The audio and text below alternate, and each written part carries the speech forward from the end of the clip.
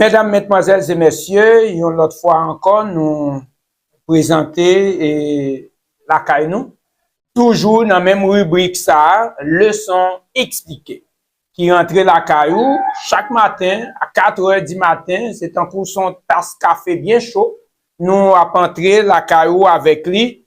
Pas jamais oublier pour pas garder pour vous seulement, mais garder vous-même et partager avec amis, famille, tout l'autre monde qui est dans contact vous, voyez le lien en bas yo pour yo venir partager yo même tout bon bagage ça yo que yo joignent dans leçon qui a en fait dans l'église adventiste du 7e jour sur plateforme nous yo côté que nous a partagé leçon ça avec vous chaque matin, chaque semaine. Donc, nous sommes vraiment à la fin de la deuxième leçon de questionnaire là, leçon 2, connaître Dieu, et verset à mémoriser, hein, c'est « Or, la vie éternelle, c'est qu'ils te connaissent, toi, le seul vrai Dieu, et celui que tu as envoyé, Jésus-Christ. » Jean, chapitre 17,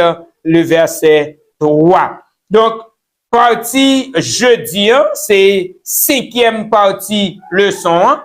Li gagne un titre qui vraiment cohérent par rapport à premier et sous-titre que nous te gagné. Titre jeudi, c'est Emmanuel, Dieu avec nous.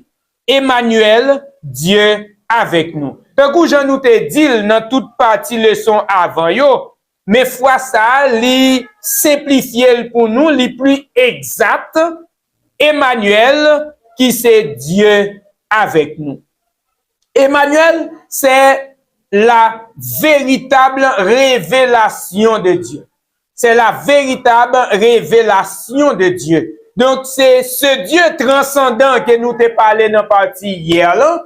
Et ce Dieu transcendant cesse d'être un Dieu transcendant pour venir un Dieu émanant. Un Dieu qui est tout près de nous. Un Dieu qui vient mourir à notre place. Un bon Dieu qui vient pour lui compatir à faiblesse nous, nous grand goût, li ban nous manger. Par exemple, nous connaissons Jésus, te bay en pile moun manger. Jésus te guéri en pile malade. Jésus te guéri paralytique là, li te guéri bâtimé, li te guéri femme perte de sang depuis 12 ans, li te guéri dilé pour yo. Jésus te levé Lazare, mourir, enterré depuis 4 jours. C'est vraiment un Dieu immanent. Et c'est la révélation du Dieu invisible. Emmanuel, la révélation du Dieu invisible. Si vous cherchez, partager avec un non-croyant ou un non-chrétien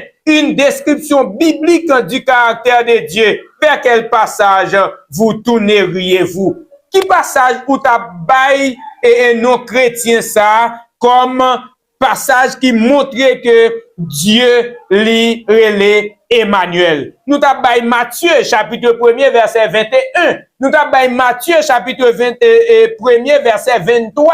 Nous t'abaye Jean chapitre 1er le verset 1 à 3. Nous t'abaye Jean chapitre 1er verset 14. Qui c'est verset qui montrait que Dieu cesse d'être un Dieu transcendant, un Dieu Elohim pour venir un Dieu Yahvé, un Dieu incarné, un Dieu qui est tout près de nous.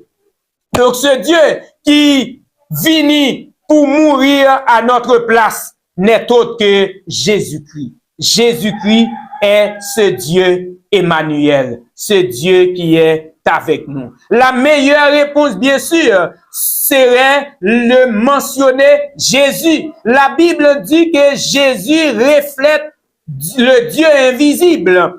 C'est l'image du Dieu invisible. C'est l'image du Dieu transcendant. C'est l'image du Dieu Elohim qui vient le Dieu Yahvé, le Dieu relationnel. Voilà. C'est ce Dieu que nous sommes en train de servir. C'est ce Dieu que nous sommes appelés à connaître, mes chers amis. Il faut connaître ce Dieu.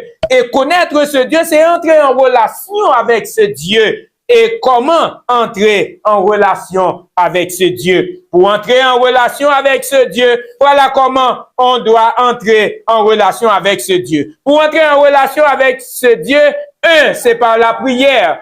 Deux, c'est par la parole écrite et la parole personnifiée. Trois, c'est par l'évangélisation. Et là, avec ces trois mots, nous joignons sigle qui est les PPE. PPE, c'est prière, lire la parole de Dieu et évangéliser. Donc voilà, mes chers amis, ça c'est la partie du jeudi qui parlait de Dieu.